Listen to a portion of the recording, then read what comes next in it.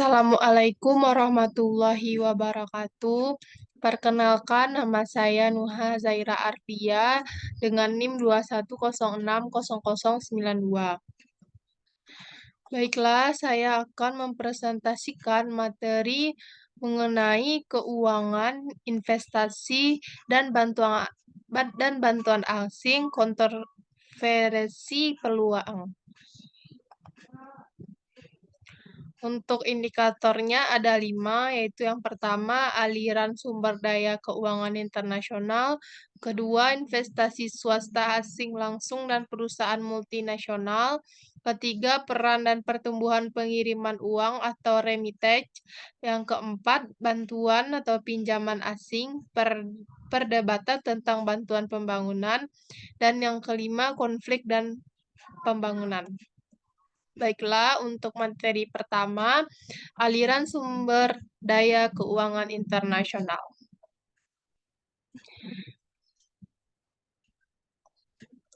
Dalam bab ini, kita akan mengamati aliran sumber daya keuangan internasional yang dapat berbentuk satu, investasi swasta asing langsung dan investasi portofolio.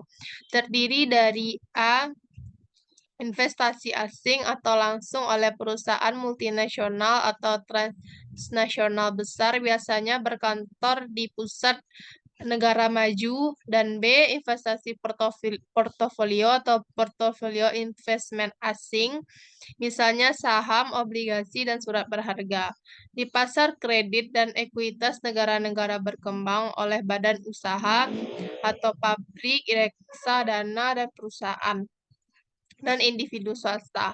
Dua, pengiriman uang dari pendapatan yang diperoleh pekerja migran di luar negeri.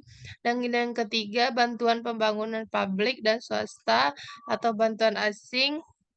Yang A, pemerintah nasional, individu, dan badan donatur multinasional.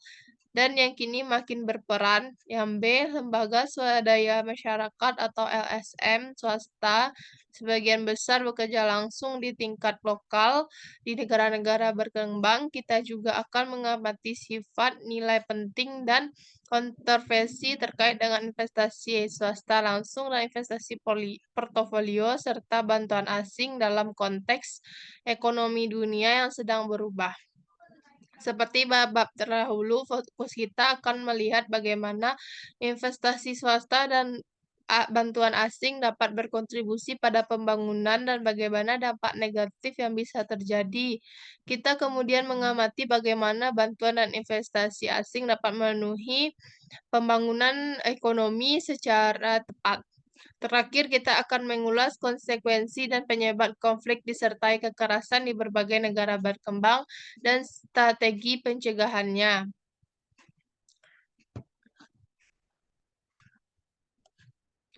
Baiklah, pada materi selanjutnya yaitu investasi swasta asing langsung dan perusahaan multinasional. Hanya sedikit perkembangan yang mampu menyamai peranan penting dari kemunculan perusahaan multinasional atau multinational corporation atau MNC. Dalam pertumbuhan yang sangat pesat dari perdagangan dan aliran modal internasional selama beberapa dasawarsa terakhir ini. MNC secara sederhana didefinisikan sebagai suatu korporasi atau badan usaha yang melakukan dan mengendalikan kegiatan produksi di lebih dari satu negara. Perusahaan raksasa ini biasanya berkantor pusat di Amerika Utara, Eropa, dan Jepang, tetapi sejumlah MNC kini bermarkas di perekonomian berpendapatan tinggi baru seperti Korea Selatan dan Taiwan. Pada tahun-tahun belakangan ini, sejumlah kecil MNC juga muncul di negara-negara berpendapatan menengah tinggi seperti Brazil dan bahkan sebagian besar dari negara berpendapatan menengah rendah, terutama Cina.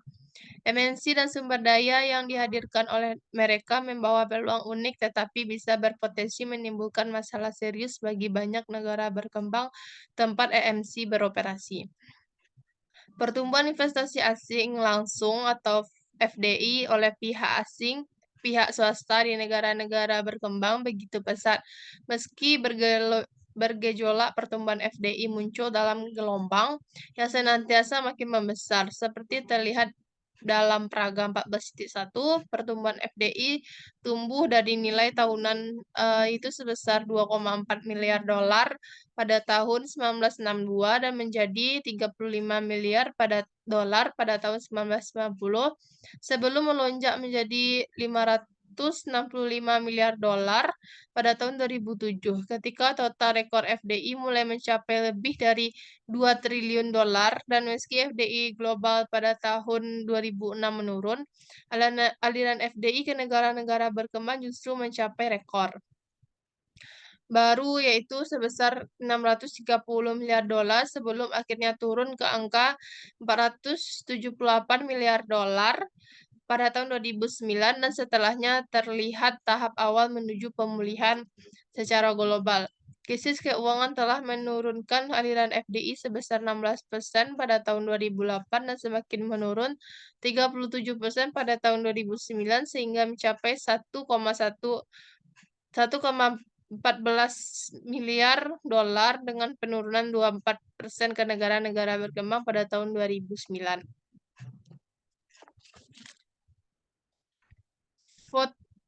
Volatilitas aliran FDI ke berbagai wilayah akan lebih besar ketimbang aliran totalnya. Mayoritas FDI ke sesama negara maju dan aliran ke negara-negara berkembang hanya terkonsentrasi di beberapa negara saja. Sebagai contoh, pada tahun 2009, 31% dari seluruh aliran FDI ke negara-negara berkembang mengalir ke Cina. Afrika biasanya hanya menerima sejumlah kecil aliran FDI. Pada tahun 2009, FDI di Afrika berjumlah total 59 miliar dolar, tapi porsi FDI global yang mengalir ke Afrika hanya sekitar 5,3%. 36% jika Afrika Utara tidak termasuk. Tetapi angka ini pula pun lebih besar ketimbang beberapa tahun belakang ini. Sebagian besar dikarenakan oleh adanya investasi komoditas. Sebagian besar dari 34 negara termiskin di Afrika hanya menerima secuil investasi asing. Hal ini tidak mengherankan karena modal swasta cenderung mengalir ke negara dan wilayah yang dengan pengembalian investasi yang tinggi dan situasi keamanan yang terjamin. Pada negara dengan masalah utang yang parah, pemerintah yang tidak stabil, dan reformasi ekonomi tidak menyeluruh, risiko kerugian modal bisa sangat tinggi. Kita harus mengakui bahwa perusahaan multinasional tidak bergerak dalam bisnis pembangunan. Tujuan mereka hanyalah memaksimalkan pengembalian atas modal. MNC mencari peluang keuntungan paling tinggi dan tidak menghiraukan isu-isu seperti kemiskinan, kesenjangan ekonomi, kondisi lapangan dan kerja, dan persoalan lingkungan. Aliran FDI perlu dipahami melalui konteksnya. Aliran FDI ke negara-negara berkembang masih mencakup bagian kecil dari investasi total negara-negara tersebut, yang sebagian besar didominasi oleh sumber investasi domestik. Tetapi ingat bahwa investasi asing mungkin secara kualitatif berbeda dari investasi domestik dan mungkin memiliki dampak interaksi yang menguntungkan dalam beberapa hal yang pada gilirannya bergantung pada kebijakan seperti yang akan dijelaskan. Namun demikian, belakang ini FDI telah menjadi sumber dan dana asing terbesar yang mengalir ke negara-negara berkembang.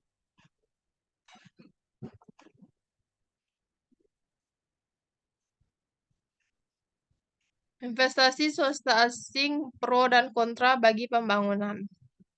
Tidak banyak bidang ekonomi pembangunan yang menimbulkan banyak kontroversi dan tafsiran secara begitu beragam seperti halnya isu manfaat dan biaya investasi swasta asing.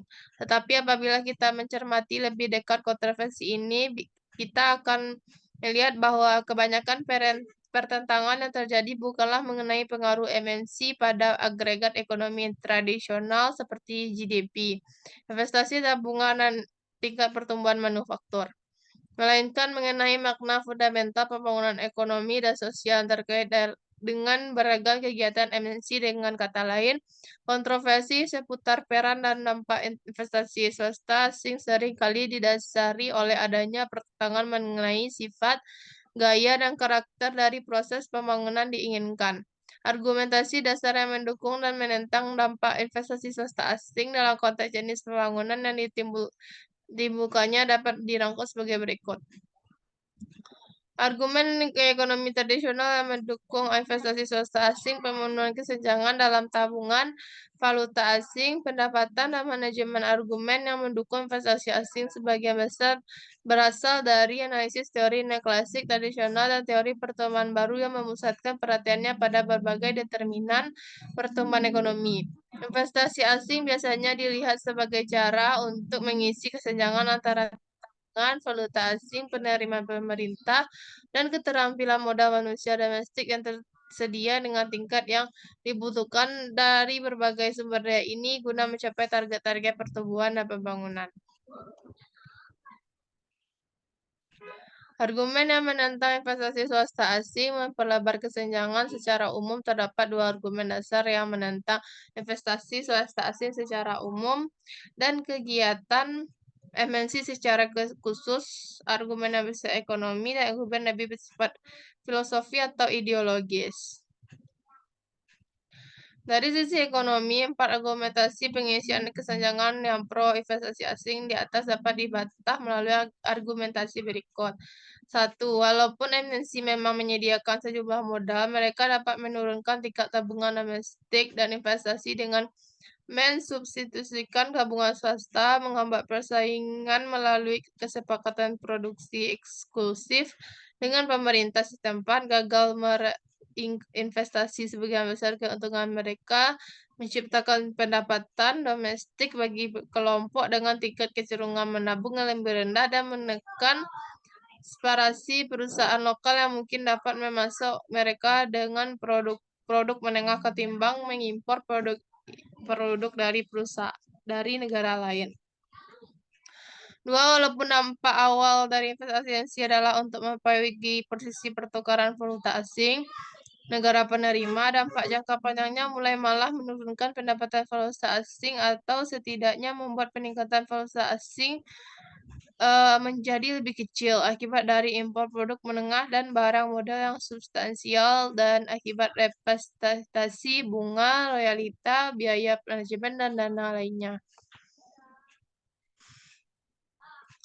3. Walaupun MNC memang memberikan kontribusi bagi pendapatan pemerintah dalam bentuk pajak korporat, kontribusi jauh lebih kecil daripada seharusnya disebabkan adanya konsesi pajak yang bersifat liberal, praktik penerapan harga transfer, keringanan investasi yang berlebihan, penetapan harga yang subsidi publik tersamar, dan proteksi tarif diberikan oleh pemerintah negara tuan rumah.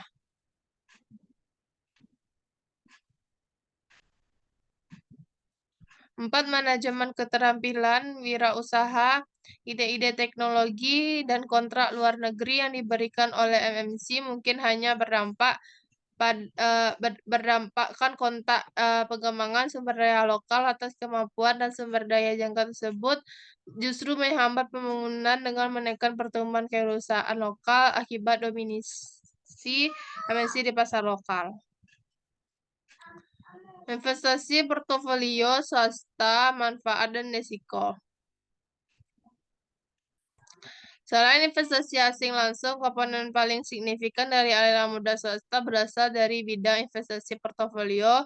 Dengan meningkatnya liberalisasi pasar keuangan domestik di sebagian besar negara berkembang dan makin terbukanya pasar tersebut bagi investasi asing, investasi portofolio swasta kini mencakup bagian yang signifikan dari keseluruhan sumber dana yang mengalir ke negara berkembang. Pada dasarnya, investasi portofolio terdiri dari pembelian saham atau ekuitas, obligasi, sertifikat deposito, dan surat berharga oleh pihak asing. Seperti biasa, negara berpendapatan menengah menjadi tujuan favorit dari aliran dana ini, terkecuali negara-negara Afrika Sub-Sahara. Seperti halnya FDI dari perusahaan multinasional, manfaat dan biaya dari aliran investasi portofolio bagi investor dan negara berkembang, penerima dana ini telah menjadi bahan perdebatan sengit dari sudut pandang investor. Berinvestasi dalam pasar saham negara berpendapatan menengah dibandingkan dengan berinvestasi dalam pasar keuangan negara maju memungkinkan mereka untuk menambah pengembalian investasi sembari mendiversifikasikan risiko. Materi selanjutnya yaitu peran dan pertumbuhan pengiriman uang atau remittance. Tingkat upah di perekonomian pendapatan tinggi diperkirakan 5 kali lipat dari tingkat upah proporsi pekerjaan yang sama di negara berkembang. Secara rata-rata telah disesuaikan dengan paritas daya beli. Hal ini menjadi insentif yang menarik untuk bermigrasi dan memang seringkali peran migran yang memiliki harapan akan berprestasi tinggi mengembar resiko besar untuk bisa tiba di Amerika Serikat, Eropa, dan bahkan beberapa negara berkembang sebagian karena insentif ini pada tahun 2010 diperkirakan terdapat 200 juta pekerja migran di seluruh dunia, tetapi setengah dari jumlah ini berangkat dari negara-negara berkembang menuju negara berkembang lainnya. Materi selanjutnya yaitu bantuan atau pinjaman asing, perdebatan tentang bantuan pembangunan.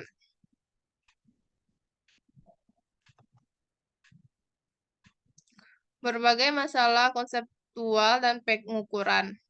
Selain pendapatan ekspor serta investasi langsung dan portofolio swasta asing, negara-negara berkembang menerima dua sumber utama bantuan asing lain, bantuan pembangunan publik dan bilateral dan multilateral, serta bantuan swasta atau tidak resmi yang diberikan oleh LSM. Kedua kegiatan ini merupakan bentuk bantuan asing, meskipun biasanya hanya bantuan publik yang diperhitungkan dalam laporan statistik resmi. Pada prinsipnya, semua transfer sumber daya pemerintah dari suatu negara ke negara lain seharusnya masuk ke dalam definisi bantuan asing.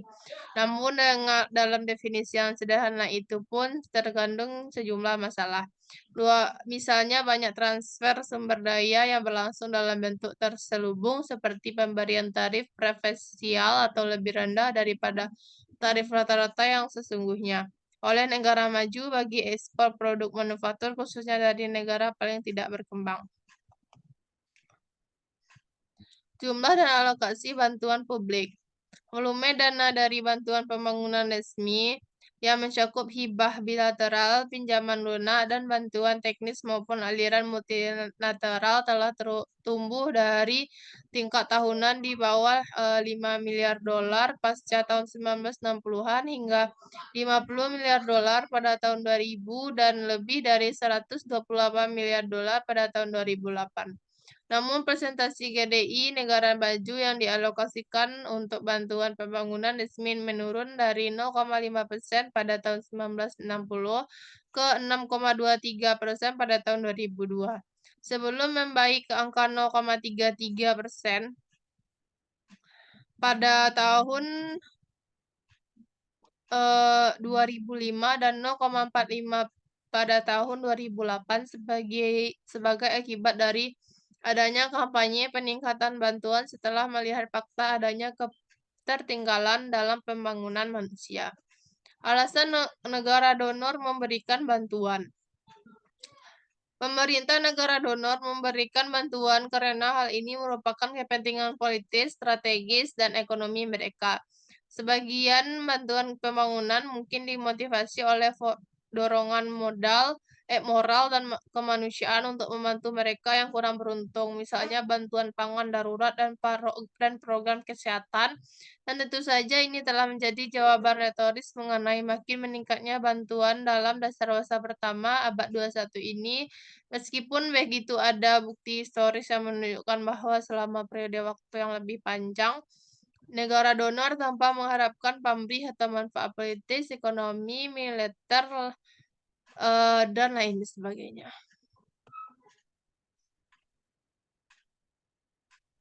Mengapa negara penerima menyetujui bantuan? Selama ini alasan mengapa negara penerima biasanya cenderung menerima bantuan, bahkan dalam bentuk yang membatasi dan ketat, kurang dipertimbangkan ketimbangan alasan mengapa negara donor memberikan bantuan. Alasan utamanya mungkin ekonomi. Negara-negara berkembang seringkali cenderung menerima tawaran tersebut, biasanya diadvokasi oleh ekonomi negara maju dan didukung oleh berbagai kisah keberhasilan seperti Taiwan dan Korea Selatan, tanpa memandang kasus negara lain yang tidak seberhasil mereka, yakni bahwa bantuan tersebut merupakan bahan utama dan penting dalam proses pembangunan. Peran swa peran lembaga swadaya masyarakat dalam bantuan asing. Salah satu kekuatan yang tumbuh pesat dan paling signifikan dari bidang bantuan pembangunan adalah yang diberikan oleh lembaga swasembada masyarakat atau LSM. Seperti yang telah dibahas pada bab 11, LSM merupakan organisasi sukarela yang bekerja dengan mewakili organisasi akar rumput setempat di negara-negara berkembang. Penyebab konflik bersenjata dan faktor resiko konflik.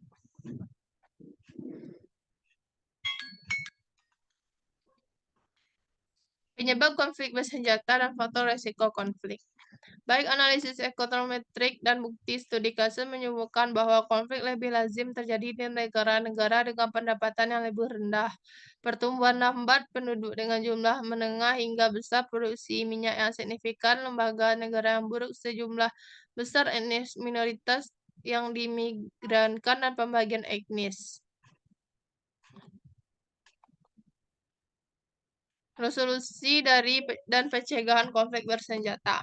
Pentingnya kelembagaan untuk menyadari tantangan resolusi dan pencegahan aturan hukum dan norma informal, mendefinisikan dan memperkuat cara-cara di mana kepentingan berbagai kelompok, sekalipun ketika terjadi pertentangan kuat, dapat diselesaikan setidaknya hingga satu titik di mana pembangunan dapat berlanjut. Lembaga yang baik memberikan alasan akan jaminan keamanan dan hak dasar untuk mencegah atau setidaknya memitigasi risiko konflik bersenjata yang bisa menghambat dan memerlukan pembangunan. Baiklah, sekian presentasi yang dapat saya sampaikan. Mohon maaf jika ada kesalahan. Assalamualaikum warahmatullahi wabarakatuh.